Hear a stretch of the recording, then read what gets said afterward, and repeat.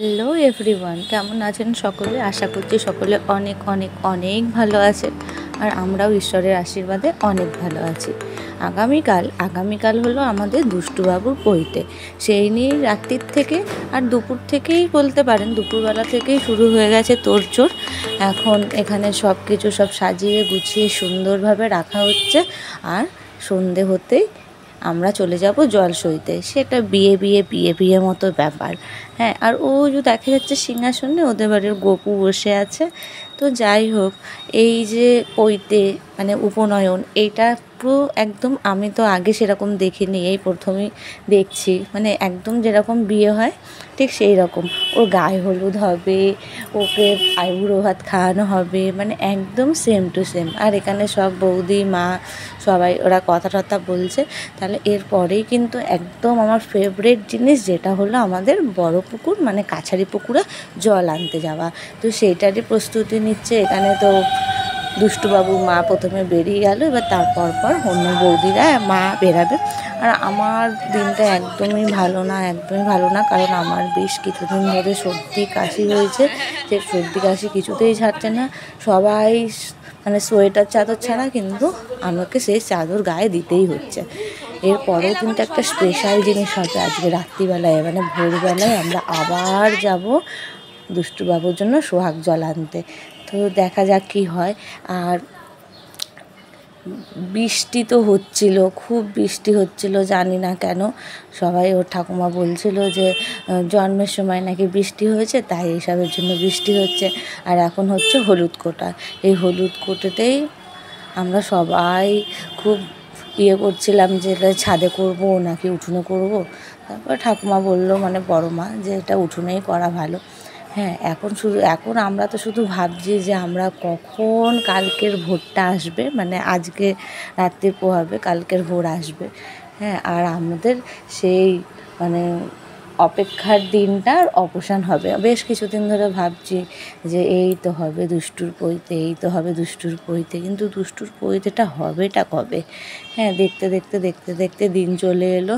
আর একদিকে দুষ্টু আইবুড়ো ভাতও খেতে বসে পড়েছে, আর এইদিকে ওর ঠাকুমা বাস্তুদেবী পুজোর জন্য নাকি বাস্তুদেবী কি বা ওই কী বলে নাম ভূমিদেবীর পুজোর জন্য ওর ঠাকুমা এখানে ঘরটর সাজাচ্ছে।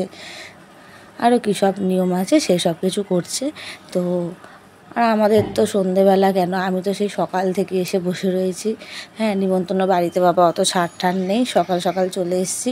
আর জল তুলতে গেছিলাম, সেই ব্লগটা সেই ভিডিওটা এখানে আমি অ্যাড করতে ভুলে গেছি। আর এই যে আমি সবাই চাদর ছাড়া, আর আমি একটা বড় বস্তা গায়ে দিয়ে বেরিয়ে যাচ্ছি। আর এখন হবে দুষ্টুবাবুর গায়ে হলুদ। তা সে দুষ্টুর হাসি হচ্ছে, একদম দাঁত বের করে দুষ্টু হাসছে। সে যাই হোক, একটা আনন্দ তো হয়। আর এখানেও দুষ্টুর ঠাকুমাও নেমে আসছে। আমাদের আজকের মতো এখানে দুষ্টুকে স্নান করিয়ে আজকের মতো কাজ শেষ। যা কাজ আছে আবার কালকে ভোরবেলাতে। তো মানে একটা সেই মানে বিয়ে ভিবস লাগছে। হ্যাঁ, আর শুধুমাত্র কি আর অনুষ্ঠান, তারপরে হবে মজার খাওয়া দাওয়া, এত আত্মীয় স্বজন আসবে। তারপরে সেই মোক্ষম সময় গিফট। হ্যাঁ, মানুষে আসলে তো গিফট তো দেবেই, তাই না? এই যে কোনো অনুষ্ঠান হোক আর যাই হোক, কেন জানি না মনটা সেই গিফটের দিকেই পড়ে থাকে। হ্যাঁ, মাঝে মনে হয় মানে মানুষজন আসলে আমরা বলে থাকি এই সবের আবার কী দরকার ছিল, কিন্তু বিশ্বাস করেন ভাই, যা কোনো অনুষ্ঠান হোক না কেন মনটা গিফটের দিকেই পড়ে থাকে। শুধু মনে হয় যে কী গিফট পাবো, কে কী দিল। আর এই যে গায়ে হলুদ দিতে আমার মায়ের টার্ন চলে এলো, আর তারপরে আসবে আমার টার্ন। আমিও কারোর গায়ে হলুদ দেবো, আমি তো সেটা ভেবেই অস্থির। এসব করতে কিন্তু অনেকটাই রাত হচ্ছিল। আর ঠাকুরমশাইও আসছিল না, ঠাকুরমশাইয়েরও আসার কথা ছিল। আর এই যে বাটিটা আমার হাতে চলে এলো, এইবার আমি দুষ্টুকে হলুদ লাগাবো। তার আগে বড় মাকে আমার কাছ থেকে বাটি থেকে হলুদ দিলাম। বড় মা একটু লাগিয়ে দিচ্ছে তার নাতিকে। হ্যাঁ, তার নাতিকে একটু লাগিয়ে দিচ্ছে, আনন্দ করছে। তারপরে আসবে আমার টান। এরপরে তো আর কি কাজ, সেই ছোটোবেলায় দেখেছিলাম উপনয়ন এই দুষ্টুরই পিসির ছেলের, আর এখন দেখছি দুষ্টুর। আর তখন তো কিছু বুঝতাম না, আর এখন তো বুঝি। এই হলো পার্থক্য। যে উপনয়ন, ও যে একটা ব্রহ্মচারী হবে, ও যে ঘর সংসার সব ত্যাগ করবে। হ্যাঁ, মানে ভাবলেই কীরকম লাগে যে এত মানুষ, মানে এত নিয়মকানুন রয়েছে, কত মানুষ এই নিয়মকানুন পালন করে।